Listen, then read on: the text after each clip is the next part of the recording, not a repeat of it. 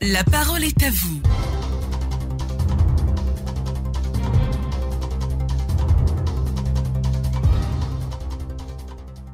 Mesdames, Messieurs, vous avez été très nombreux à souhaiter que le sujet d'hier soit reconduit. Eh bien, ces choses faites, on remet le couvert pour vous aujourd'hui. La Côte d'Ivoire est passée en quelques années du statut de pays de transit de la drogue à pays de trafic de drogue. Une situation préoccupante, surtout dans nos écoles, devenues de véritables marchés pour les dealers. En plus des écoles, les quartiers regorgent des fumoirs au vu et au su des populations qui restent pourtant indifférentes face au fléau. Comment expliquez-vous cette attitude passive des populations? Deux numéros pour prendre part au débat, le 2021 44 48 ou le 20 24 27 87. Un consultant ce matin, il s'agit de M. Broukadja, point focal SILAD au ministère de l'Éducation nationale, de l'enseignement technique et de la formation professionnelle. Bonjour M. Broukadja. Bonjour monsieur. Très heureux donc de vous avoir. C'est un sujet qui vous intéresse à plus d'un titre, à vous représenter donc le SILAD au ministère. La drogue à l'école, c'est une réalité en Côte d'Ivoire. Bien sûr.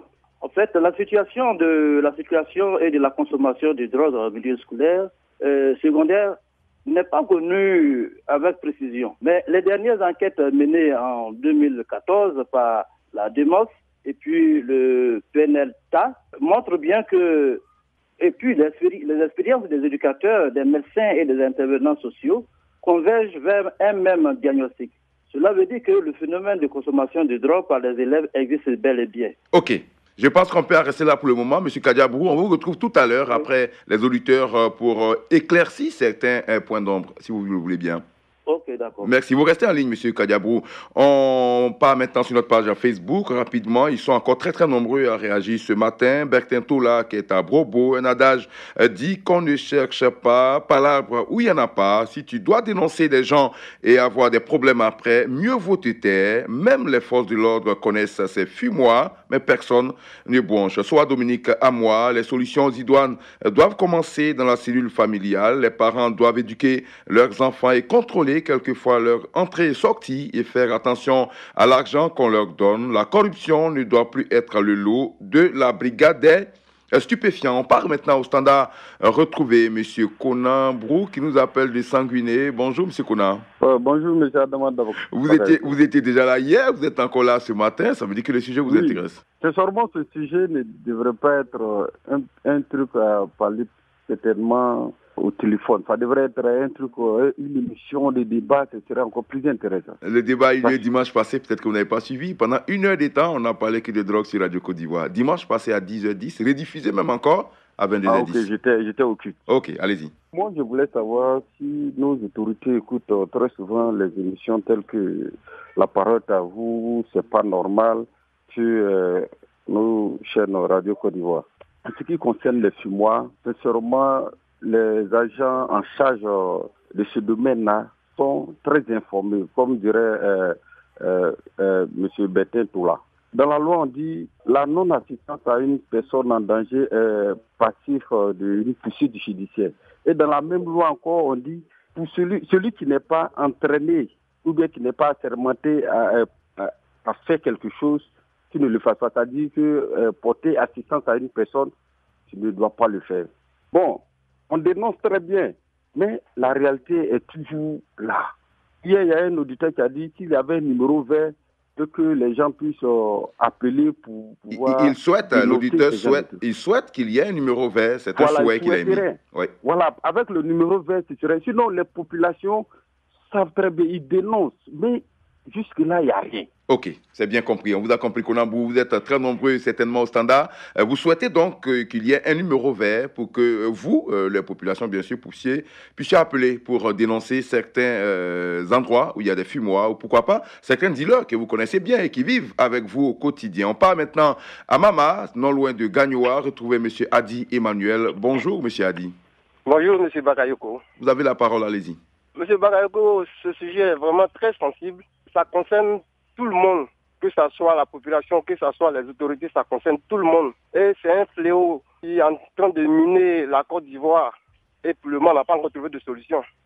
Il faut toucher le sujet par la racine. Aujourd'hui, on dit que les élèves fument la drogue à l'école, d'accord. Mais ils gagnent ça où? Même en dehors de... Ils viennent ils vont prendre ça en dehors de l'école pour aller fumer là-bas. Mais il y en a aussi qu'on vend à l'école, hein, monsieur oui. Adi Manuel.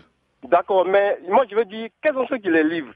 Hein? Il y a des gens, il y a des grandes personnes qui font de ça leur métier, qu'on voit, les yeux voient, mais bouche ne peut pas parler, parce que ce fléau-là, c'est très dangereux. Il y a des gens qui sont vachement riches dans ça. Aujourd'hui, on les voit, on ne peut pas les dénoncer. Tant que ces personnes-là, on les démasque. Mais pourquoi vous ne voulez pas les dénoncer, M. Adi Emmanuel? Monsieur Bakayoko, c'est très dangereux. Aujourd'hui, chacun sauve sa tête. Hein, parce qu'on sait quand aujourd'hui tu vas les dénoncer, mais demain, là, tu ne vas pas dormir, tu es mort dans le film. Donc moi, je dis ces personnes-là, tant qu'on ne les a pas encore démasquées, les enfants vont toujours fumer. Parce qu'aujourd'hui, ils vont dire bon, il y a un danger à l'école, c'est-à-dire les forces de l'ordre sont là pour surveiller, d'accord. Mais ils vont toujours les livrer. Et puis vous allez les voir dans les rues en train de fumer. Maintenant, je vous dis que maintenant, les gars, ils ne se cachent plus. Hein. Ok. Vous dépassez, puis ils sont en train de fumer. Ok, mais on vous a compris, M. Adi Manuel. C'est un cercle vicieux. Vous ne voulez pas dénoncer, on ne pourra pas les démasquer, donc les élèves vont toujours consommer la drogue. C'est ce que ça veut dire? Si l'autorité prend ses responsabilités, on peut la démasquer. Ok, on vous a compris. Merci beaucoup à vous, Adi Emmanuel, depuis Mama, Nolon de Gagnoua. Youssouf Bandélé est à Boundiali. Bonjour, monsieur Youssouf Bandélé. Bonjour, Adama Bakayoko. Alors, vous êtes responsable à un haut niveau de l'école. Vous êtes, je crois, secrétaire général de la DRENET de Boundiali. Et vous êtes donc placé, bien placé pour vous prononcer sur le sujet. Allez-y. Je voudrais dire qu'au-delà des ravages physiques et physiologiques de la drogue sur l'individu, l'école, la drogue peut détruire l'école à travers nos apprenants. Parce qu'actuellement, l'indiscipline, la violence verbale et physique, les perturbations intempestives, les agressions et vols dans le milieu scolaire sont très souvent liés à la drogue. Seule une action concertée de tous les acteurs peut enrayer ce fléau rampant. D'abord, l'État doit jouer son rôle. Multiplier les descentes dans les fumoirs et puis assainir, n'est-ce pas, l'environnement de l'école. Et comme l'ont dit certains, il faut mettre un numéro vert parce que les gens ont peur de dénoncer et ils ont peur des représailles. Et une fois qu'on a pris ces gens-là, fait appliquer la loi. Okay. Et puis, le deuxième élément, c'est l'administration scolaire. L'administration scolaire, les collèges et lycées doivent sensibiliser les élèves à travers des conférences, des pancartes, et puis sanctionner aussi sévèrement tous les cas avérés de consommateurs de drogue. Oui. Les parents, à eux aussi, ils ont un rôle très important, veiller à l'éducation de leurs enfants, éducation morale, éducation religieuse, et regarder un peu, assainir un peu leur compagnie, parce que la drogue, c'est lié à l'instinct grégaire. Souvent, c'est un groupe qu'on consomme la drogue. Oui. Et il faut que, n'est-ce pas, tout le monde y participe. Okay. Les élèves même, ils peuvent, à travers ce numéro vert-là, dénoncer les camarades qui sont souvent drogués et puis informer les autorités sur les fumoirs, sur l'existence des fumoirs. Ok. Merci beaucoup à vous, M. Youssouf Bandélé, pour toutes ces solutions.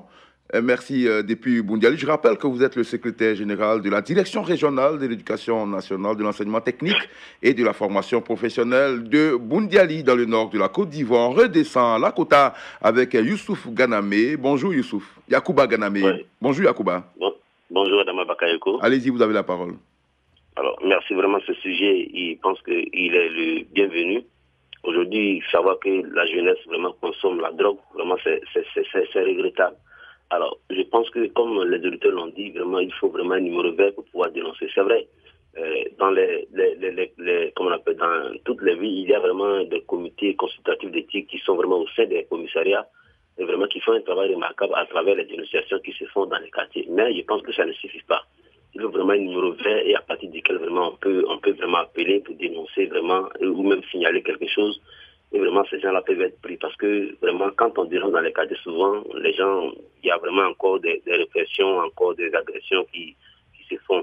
Donc vraiment, je souhaiterais, comme l'a dit les auditeurs, qu'il y ait un numéro vert sur lequel vraiment on peut vraiment dénoncer ces situations-là. Okay. Donc, au niveau de l'école, oui. les responsables d'école vraiment doivent être rigoureux. Alors, tout cas vraiment de consommation de drogue doit être même, je peux dire, sanctionné sévèrement. Okay. Cela servirait d'exemple vraiment à d'autres utilisateurs. Ok, on vous a bien compris, Yacouba Ganamé, depuis la Kota. On revient ici à Abidjan, à Yopougon, plus précisément, avec Tchekpa Henri. Bonjour, monsieur Tchekpa. Oui, bonjour, cher frère. Allez-y. J'ai appelé un peu pour apporter ma contribution à l'état de mission. Oui, d'accord. Bon, je crois que le sujet est tellement important qu'il ne faut pas incriminer seulement les élèves. Voilà. C'est tellement important qu'il faut aller dans le fin fond même du problème. Ce sont nos corps habillés que je respecte déjà, qui font déjà beaucoup pour nous. Voilà. Mais ce sont eux qui favorisent ça. Moi, je suis à Yopougon. Je suis témoin de beaucoup de choses. Je suis enseignant, hein. Voilà, oui. J'assume ce que je dis. Oui. Les corps habillés passent chaque fois dans les fumoirs pour se faire rationner. Mais pensez-vous qu'à ce rythme-là, la drogue ne va pas arriver dans les maisons? Ceux qui sont censés protéger la population, ceux qui sont censés traquer, n'est-ce pas, les vendeurs de drogue, sont amis avec eux, sont leurs parrains, passent chaque fois pour prendre l'argent, au vu et au su de tout le monde. Ça, c'est vrai. Personne ne peut nier ça. Et je crois que quand un sous-officier fait ça, oui, c'est qu'il est en accord avec la hiérarchie. C'est à dénoncer, parce que effectivement. Personne ne peut se lever et faire ce qu'il veut. Oui. Voilà, si aujourd'hui, n'incriminons pas nos élèves, n'incriminons pas nos enfants. Voilà. Même s'ils ont une part aussi de responsabilité dans la consommation, mais vous avez raison, ce n'est pas normal pour nos forces de l'ordre d'aller, bien sûr, se faire rançonner par des dealers, c'est contribuer à faire pérenniser. Donc moi, je propose effectivement l'idée du numéro vert, de sorte que chaque fois que nous on verra ça, on va prendre des photos, on va appeler, on va même aller jusqu'où ils voudront pour qu'on témoigne. À ce rythme, je crois qu'on pourra trouver la solution à ce problème. Ok, merci beaucoup, M. Tchekbari. On vous sent très remonté. C'est un témoignage poignant. Et heureusement que nos autorités sont à l'écoute. On a même un membre à point focal du SILA. Je crois que cela serait donc une contribution importante, car il faut assainir le milieu si nous voulons efficacement lutter contre le fléau. Kanou Oscar est à Katiola. Bonjour, M. Kanou. Bonjour, monsieur. Allez-y rapidement. Oh, je ferai nos sociétés ont tout dit, hein. Oui. Et c'est un fléau très qui est dans notre pays. Parce qu'avec cela, souvent ça se passe souvent dans les écoles. Et à côté des écoles, nous voyons souvent des maquis à côté des écoles. C'est ce qui est très dangereux, monsieur. Oui. Très dangereux. Et puis du côté de nos forces de l'ordre, vraiment, qu'on renforce les forces de l'ordre. Parce que actuellement, il faut des forces de l'ordre compétents qui peuvent nous aider à nuire ce phénomène. Ok. On vous a bien compris. En tout cas, on ne peut pas incriminer toutes les forces de l'ordre. Il y en a qui sont très conscients, qui font bien leur boulot, malheureusement. Dans le milieu, il y a aussi certains qui ne font pas correctement leur travail. On termine rapidement. Monsieur Antoine Ago, vous êtes à Béoumi. On vous donne à peine 30 secondes, car on doit prendre notre consultant à l'instant. Bonjour.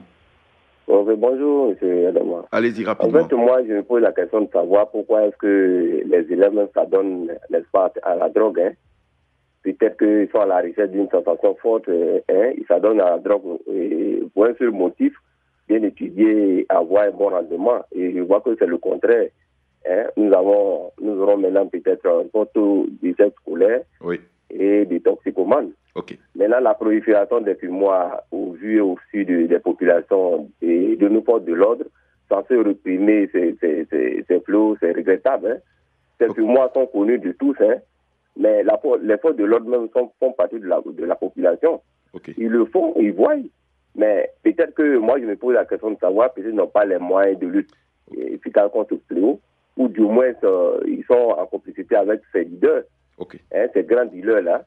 Et donc, il faut, n'est-ce pas, pour annuler cette pratique-là, il faut renforcer la lutte contre la drogue et les stupéfiants. Il faut aussi, n'est-ce pas, que le gouvernement fasse... On avait donné 30 secondes, là, M. Antoine Ago. Oui. Voilà. On vous a compris pour l'essentiel. On est pris par le temps, Antoine Ago, malheureusement. Vous avez donné 30 secondes, vous en avez fait plus d'une minute. On a notre consultant qui attend. En tout cas, on retient pour l'essentiel que vous souhaitez que les forces de l'ordre fassent correctement leur travail et qu'on donne les moyens aux forces de l'ordre, bien sûr, de s'attaquer à ces fumoirs. Merci beaucoup à vous depuis Béoumi. On retrouve maintenant M.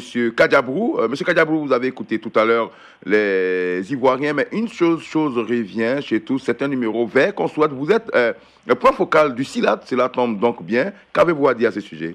Bon, je suis parfaitement d'accord pour ce numéro vert. Hein. Numéro vert parce que le fléau se propage partout, dans tous les établissements, et même au niveau du primaire, même on constate que certains élèves aussi fument la drogue. À l'école primaire? Oui, même à l'école primaire. Bon, donc on doit faire beaucoup attention à cela. Bon, moi, je pense que pour lutter contre cela, il faut canaliser l'esprit d'aventure des enfants. Il faut prendre le relais dans le domaine de la prévention de la drogue pour pallier le manque d'information à la maison. Il faut adopter donc, outre les programmes d'éducation, une réglementation ferme sur la possession et la vente d'alcool, de tabac et de drogue au sein et aux abords des établissements.